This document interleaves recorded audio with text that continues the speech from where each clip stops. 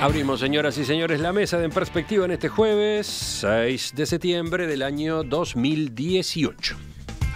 Estamos con Carlos Ramela, buen día. Buen día, ¿qué tal? ¿Cómo están? Esteban Valenti. Buenos días. Acércate al micrófono.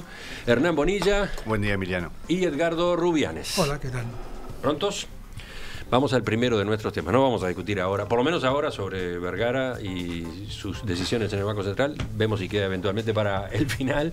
Ya lo charlaron ustedes con él. El empresario Juan Carlos López Mena, propietario de Buquebus, dijo que abandonará su idea de construir una terminal de pasajeros en la zona del dique Maguá si el Estado no le vende los 2 predios que solicitó en su propuesta. En una conferencia de prensa en Buenos Aires, a la que asistieron varios medios uruguayos, López Mena dijo que si la solución que se implementa es una concesión y no una venta de esos 2 terrenos, no le interesa porque no tiene tiempo para presentar otro proyecto que implicaría mucha inversión.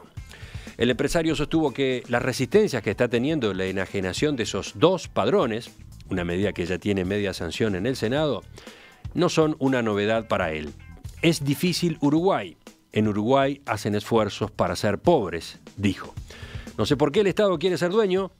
Todo de lo que es dueño el Estado después tiene que terminar llamando a un privado para que lo recicle, siguió diciendo López Mena. El hotel argentino se cae a pedazos porque el Estado es dueño, ejemplificó. También dijo que si su proyecto en el dique Maguá se concreta, puede conseguir que se triplique o cuadruplique el movimiento de turistas acá en Uruguay. Los escucho. Edgardo estaba muy metido con este tema, hace varias tertulias que lo venía insinuando. A ver, una primera intervención tuya y después hacemos circular la palabra. Bueno, el tema tiene muchas puntas. Pero la primera y fundamental es, ¿enajenar sí o no? No, mi opinión es no. No se puede vender esos 2 predios. No, creo que no. Creo que hay suficientes argumentos como para, desde el punto de vista patrimonial, del punto de vista del proyecto que se pueda hacer, etcétera, etcétera, como para encarar. El argumento de por qué sí, hasta ahora que hemos escuchado, ha sido que es un nido de ratas ese lugar. Es lo que ha dicho Rossi. Cosa que es totalmente cierta. Cosa que es totalmente cierta, pero creo que Rossi lo que tendría que hacer los lunes en el Consejo de Ministros es preguntarle a sus colaboradores o sus pares de los ministerios implicados en la propiedad del nido. Porque hasta el año 2014, actualmente depende de un ministerio, esos terrenos. Y hasta el año 2014 el Ministerio de Educación y Cultura tenía un proyecto, porque cuando se dice que no hay proyecto, se está faltando la verdad. Hay un proyecto del Museo del Tiempo que yo recomiendo a todos los oyentes a ir a... Era de Petrobras. No. Espera un segundo. En la página web museodeltiempo.org.ui yo le pido a todos los oyentes interesados en el tema que vayan y entren en la página y lean la documentación que hay de la propuesta del Museo del Tiempo, que son hojas y hojas y hojas, con desarrollos de arquitectura, con desarrollo de... Uno puede ver la estructura que estaba planteada del Museo del Tiempo en la parte de las carboneras, puede ver las alternativas, etcétera, etcétera. Claro, pero el proyecto existe, el tema es quién lo financia, quién lo paga. Perfecto. ¿No? El proyecto ese costaba... La financiación de ese proyecto costaba $14 millones. 14 millones de dólares. Para desarrollar una actividad que, además de incluir otra cantidad de cosas paralelas que se pueden hacer, o complementarias, mejor dicho, que se pueden hacer, implicaba un museo de desarrollo científico, de promoción científico, etcétera, etcétera. Yo hago un solo comentario, último comentario. Cuando se reivindica el 1% para la investigación y el desarrollo, se supone que se reivindica también lo que es la promoción científica. Pasar al 1% de investigación y desarrollo significa, hoy de esta situación actual, significa pasar a ejecutar $300 millones más por año. Quiere decir que cualquiera que levante el 1% está generando condiciones como para financiar un proyecto de desarrollo y de promoción científica tecnológica, como podía ser el Museo de Ciencias del Tiempo, en este contexto. Entonces, quiero plantear esto. Proyecto hubo hasta el 2014, se trabajó 3 o 4 años y hay cosas que están colgadas y se pueden ver. Hay una fundación, Museo del Tiempo, que hoy existe todavía, que la integra ANEP, la Universidad de la República, el Ministerio de Industria, el Ministerio de Educación y la Intendencia. Es decir, trabajos hubo. No es cierto de que nadie pensó en ese terreno. Yo Carlos. Yo creo que en estos temas, en este tema en particular, la cuestión no es el Estado o López Mena, o lo que dicen unos y lo que piensa López Mena. Acá lo que importa, en el fondo, es cómo vamos a salir de una situación que, como tantas otras en el Estado uruguayo, se eterniza, y cómo vamos a hacer para dentro de 20 años no seguir viendo la misma imagen que estamos viendo hace 20 años atrás, inmodificada, pero empeorando por el paso del tiempo. Yo no me enamoro ni de los monumentos ni de los patrimonios, aunque soy una persona que me gusta la tradición y valoro rescatar lo que es parte de nuestra historia. Pero eternizar una discusión, recién Eduardo hablaba que desde el 2014 hay un proyecto, estamos en el 18, son 4 años, no se ha ejecutado absolutamente nada. Él está hablando cómo podría haber fondos para hacer algo, pero nadie decidió votar esos fondos y si los votan, se los gastan en otra cosa. Entonces, yo lo que creo es que tenemos que tener el pragmatismo de entender que hay que buscar un equilibrio, que hay que preservar ciertas cosas, que hay que defender ciertas tradiciones, pero hay que permitir que de alguna manera los pocos inversores que quedan en este país, si quieren poner plata, la pongan y cambien las cosas. Y yo no tengo una especial simpatía con López Mena porque hablé bastante en aquel triste episodio que engendró Mujica del remate trucho de Pluna. Pero dijo una verdad estos días que es innegable. El Uruguay no quiere. El Uruguay es una máquina de impedir. El Uruguay, si viene alguien a poner plata, le piden 14 certificados y 50 condiciones y tiene que hablar hasta la Comisión de Defensores de la Pulga. No tiene manera de avanzar. Y dijo otra, concesión, ser socio del Estado. Que el Estado todo tranca, todo arruina, todo empeora. Puso el ejemplo, pero en esta no la quiere tener porque es más grande la inversión. Puso el ejemplo del Hotel Argentino de Piriápolis, que es innegable. Lo agarra al Estado y se derrumba. O sea, acá parece que todo el mundo tiene la plata. No la tiene, no la tenemos toda, tienen muy pocos. Y esa gente a la final de su vida tiene condiciones y dice, no, con el Estado uruguayo de socio no, perdón. Yo acá estoy dispuesto a poner esto y esto y esto. Y para terminar, no sé si me estoy equivocando, pero de algún lado leí que López Mena mantiene y propone la idea del Museo del Tiempo. Ah, no, en el proyecto está incluido el Museo del Tiempo. Sí, sí. Está incluido, o sea que el Museo del Tiempo... El nombre. Un Museo del Tiempo. Ahora, si lo va a hacer colorado o amarillo, otra cosa. En las actas del Parlamento, que las he leído, reduce al edificio del reloj al Museo del Tiempo. La propuesta del Museo del Tiempo que está desarrollada aplicaba a las carboneras, otras cosas. Es otro proyecto. Ahora que utilices el mismo nombre, sí, podés decir, el Museo del Tiempo lo podemos hacer López Mena plantea un Museo del Tiempo. O sea, no borra de un plumazo todo lo que sea tan preciado para los uruguayos que quieren vivir siempre de recuerdos, pero repartiendo la pobreza. Dice, está bien el Museo del Tiempo en mis condiciones, más chico, menos grande, lo que sea. Pero, señores, avancemos en algo. No podemos vivir la vida defendiendo, como dijo en este caso el ministro Rossi, un nido de ratas. Un lugar que es casi una infección, en el centro de Montevideo, a 200 metros donde estamos sentados acá. ¿Alguien cree que un extranjero pasa por ahí, se baja a mirar eso? Dispara. Ya no es un atractivo para nadie. Entonces, no podemos ser el país que esté siempre atrás de las cosas románticas, las cosas agradables, las cosas que nos traen recuerdos, pero nos neguemos a progresar. Y no digo que se lo den a López Mena, que busque una manera, que hagan un llamado, que pongan todas las garantías, pero que vayamos para adelante. Yo no pido asignaciones directas a mano o a dedo. Eso no. Pero que haya alguna manera de que esto salga de ahí por lo menos dentro de 5, 8, 10 años. Sí, estamos de acuerdo. El ministro Rossi manejó otro argumento a propósito de la venta de estos dos padrones. Primero, aclaró que no están directamente sobre la costa, no se está vendiendo la costa. Son 250 metros de donde llega el mar, la franja bajo control estatal definido por la legislación uruguaya. Pero además agregó que con las obras que está previsto realizar, esos predios quedan más lejos de la línea de la costa estricta. ¿Por qué? Porque se rellena. Porque el proyecto incluye ganar 3 hectáreas al mar que son necesarias para que los buques de buquebús puedan llegar por un tema de calado. Hay que avanzar, ganar terreno al mar hay que construir 2 escolleras, hay que construir la dársena misma, etcétera, y todo eso último queda para patrimonio, eso sí, del Estado, ¿no? En la negociación con el concesionario. Yo me puse a leer hace unos días, voy a empezar, sí, yo escucho la conferencia de prensa de López Mena, que además la hace en Buenos Aires para hablar de un tema uruguayo, yo no le doy, es más, le saco el puerto, mirá lo que te digo, ¿está? Porque hay niveles y niveles, se acostumbró mal, ¿ah? Y lo digo, yo era amigo de López Mena, ¿eh? No es por amistad ni es por desamistad que yo digo esto, digo simplemente por reacciones estomacales. ¿Qué dijiste, Edgardo? Que es un chantajista. Yo no me animo a decir, sí, pero ese tipo de cosas, y además decir cosas que, bueno, yo la podría revertir.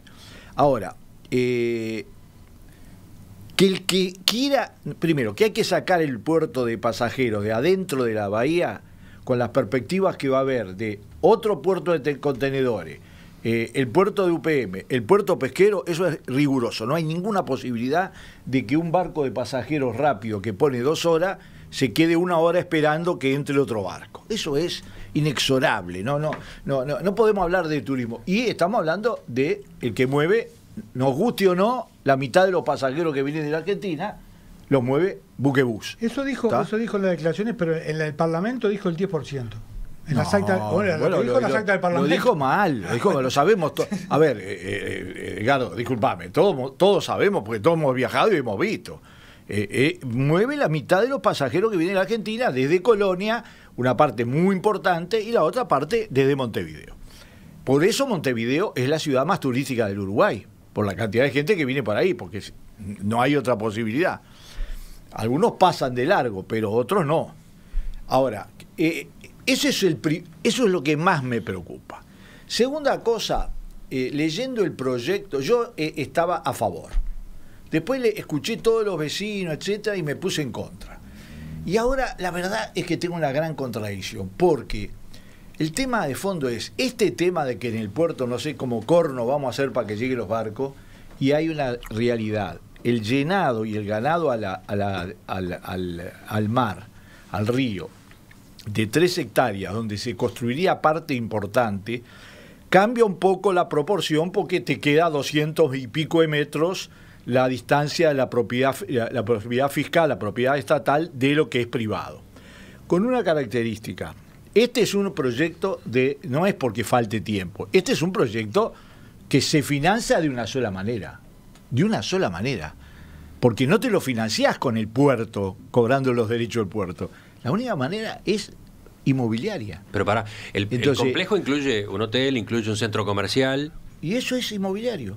Eso es inmobiliario. Claro. No hay, es decir, si no hay manera. Lo que no vamos a cambiar son las reglas del capitalismo. Eso ni con el museo, ni con el pueblo de Rata, ni con lo que sea. Y acá dice por suerte. Yo en algunas cosas quisiera. Pero lo que pasa es que si vos pones un pie en el agua, no 2 escolleras, sino un pie en el agua, yo lo sé porque he visto otros proyectos, si no tenés en contrapartida un proyecto inmobiliario o a una compensación, no hay número que te cierre. Entonces, estamos ante ese dilema. Yo estaba en contra de la Torre de Antel, dije de todos colores contra la Torre de Antel. Ahora la verdad que he hecho autocrítica. La Torre de Antel es un símbolo modernista que le da a la ciudad de Montevideo, que era de una chatura espantosa, que no fuera de los años 20, cuando teníamos un poco de cojones para gastar y para... es una cosa maravillosa. Bueno, y López Mena insiste mucho en que él está contratando para este proyecto al estudio del arquitecto Norman Foster, obviamente muy prestigioso en el mundo, especializado además en la preservación de patrimonio, en hacer intervenciones en sitios patrimoniales, cuidando justamente la historia y los valores, ¿no? Contradictorio. ¿Y dónde está el proyecto? Está.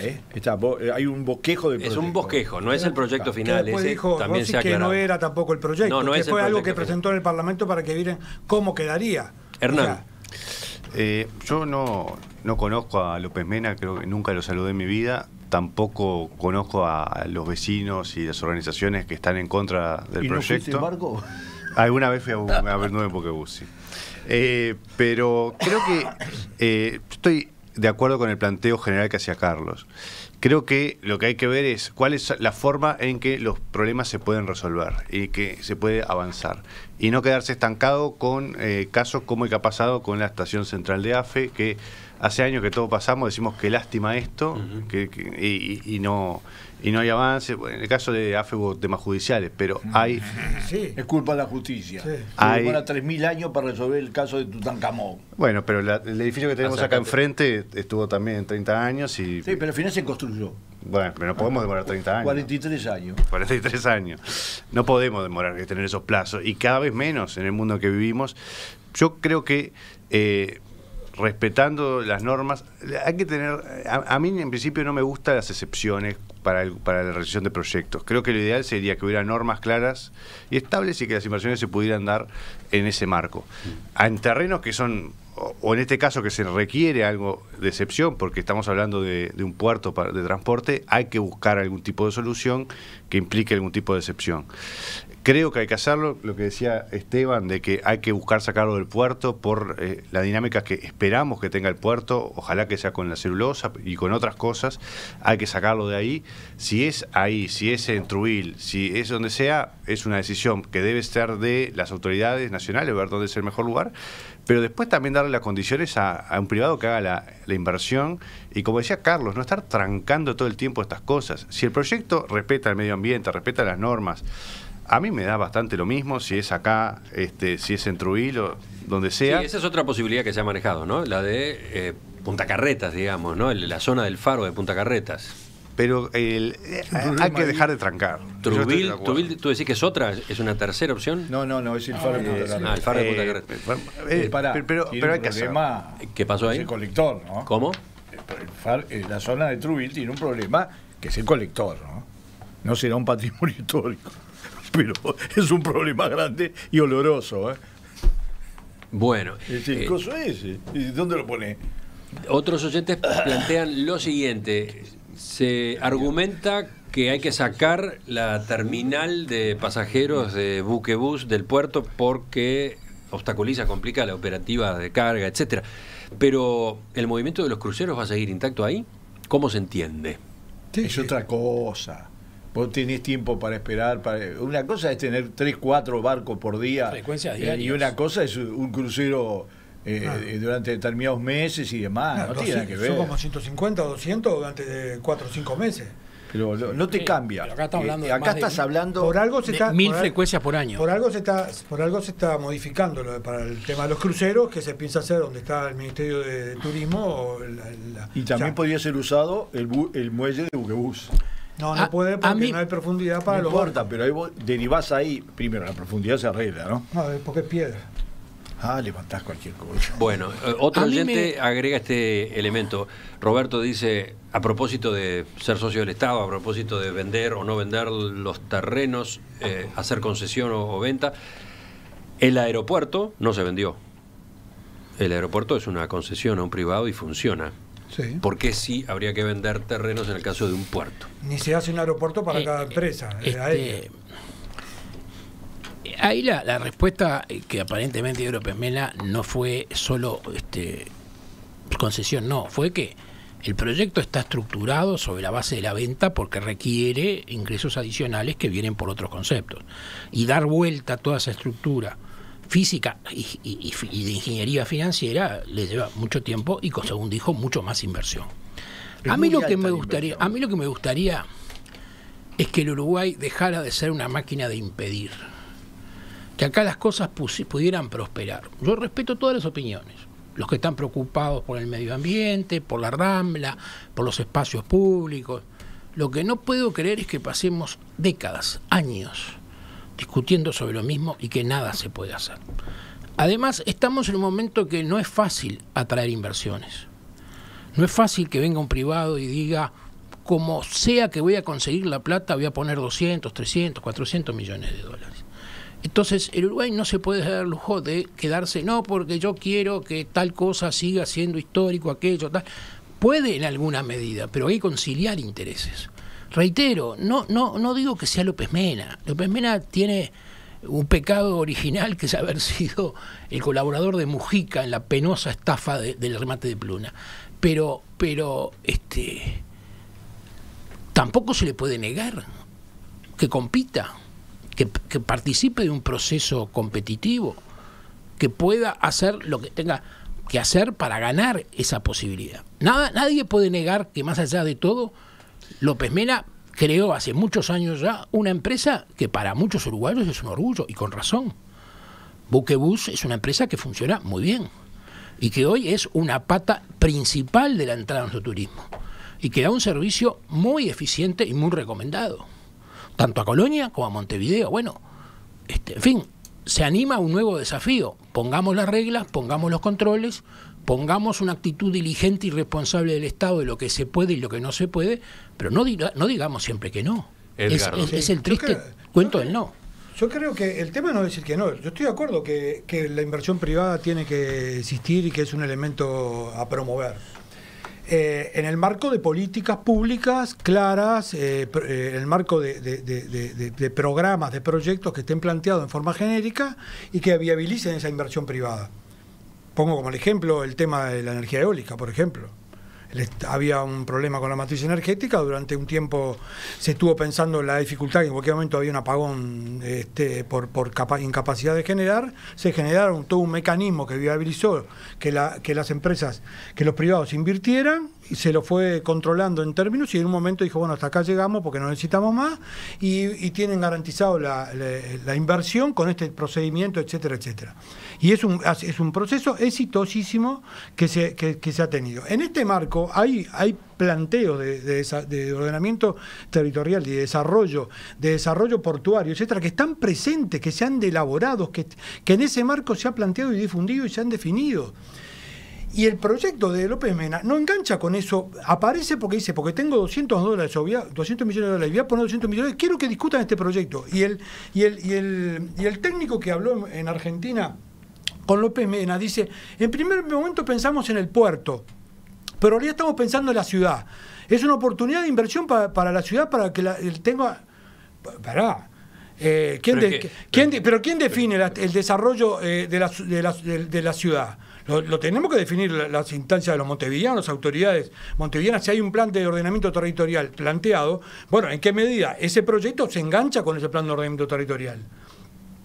¿Por qué la propuesta de Capurro, de desarrollo de Capurro, después no se desarrolló, que en su momento dice que compró? Por otro lado, los temas patrimoniales que nunca le importaron en absoluto a López Mena, porque en Colonia una propuesta de López Mena generó la discusión que incluso desde el punto de vista de la UNESCO se estuvo planteando la posibilidad de eliminar a la ciudad de Colonia como patrimonio cultural, por el que el proyecto desarticulaba la propuesta y la gestión del patrimonio.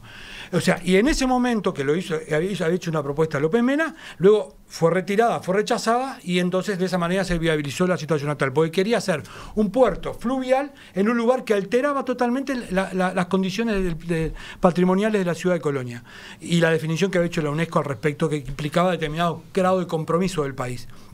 Entonces, ante cualquier propuesta de inversión privada, nosotros vamos a decir, como invierte, tenemos que acompañar esta propuesta. No.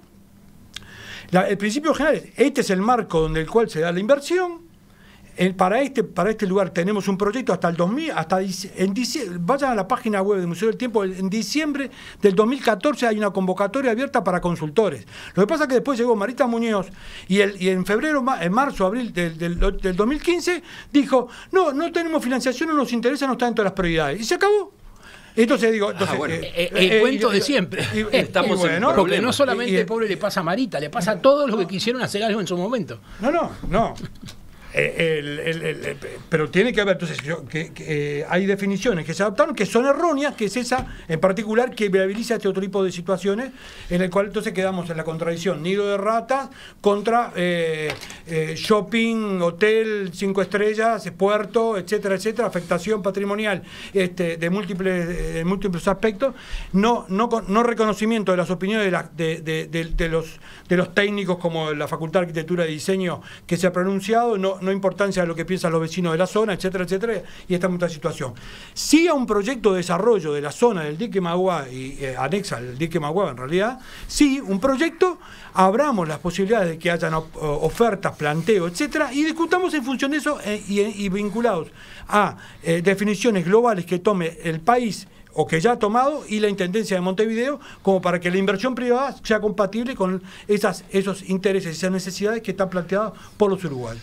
Un minuto cada uno. Cortita nomás. Creo que lo ideal, como se decía, que se haga por un proceso competitivo, que se pueda presentar la iniciativa López Mena y que se proceda de acuerdo a derecho.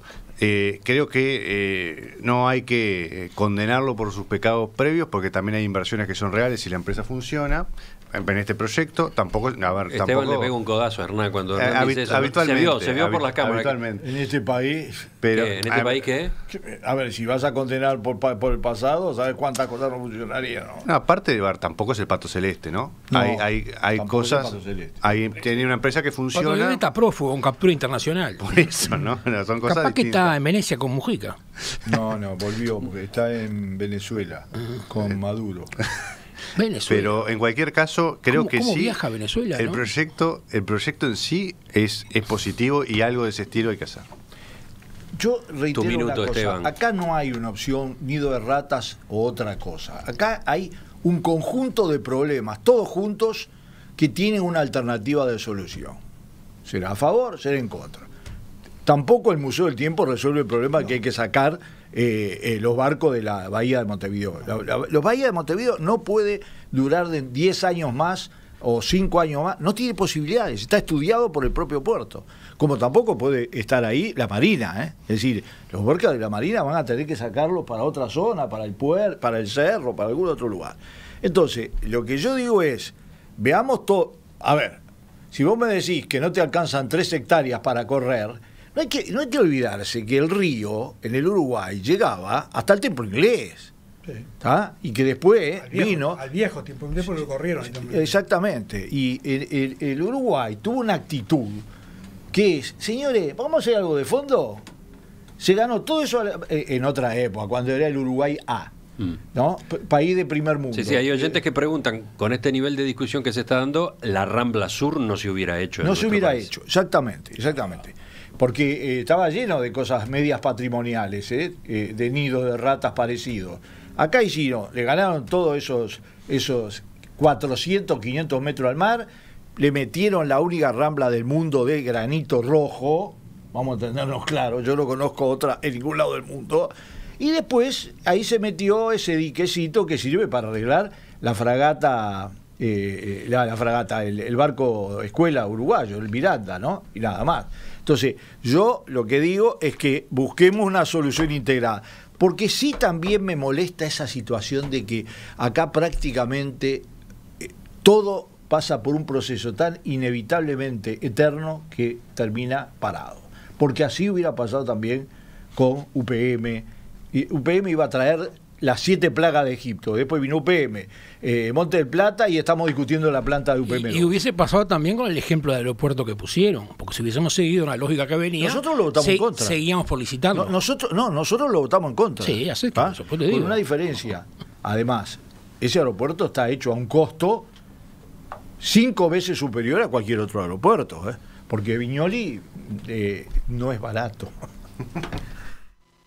¿Qué dice? Contale a los oyentes, Esteban, lo que estás comentando ahora fuera de micrófonos. Ayer, con dolor, tuve que dejar de escuchar la última parte de la entrevista a Aida Vitale en el programa La Canoa, porque fue tan maravillosa esta señora de 95 años, dijo cosas con tan humor, con tanta profundidad. Dijo, voy a repetir una sola. Dijo, yo estudié Derecho 2 años, después me mudé a Humanidades. Pero tengo que decir que los códigos tienen una alta relación con la literatura. Porque una coma, una palabra de esas que no se usan o se usan mal, cambian nada menos que el sentido de los códigos. Tengo duda, dijo, que hoy estemos haciendo buenos códigos. Pero además le di otra, dijeron, los premios llegaron tarde. Dice, bueno, tengo 95 años, madrugar no madrugaron.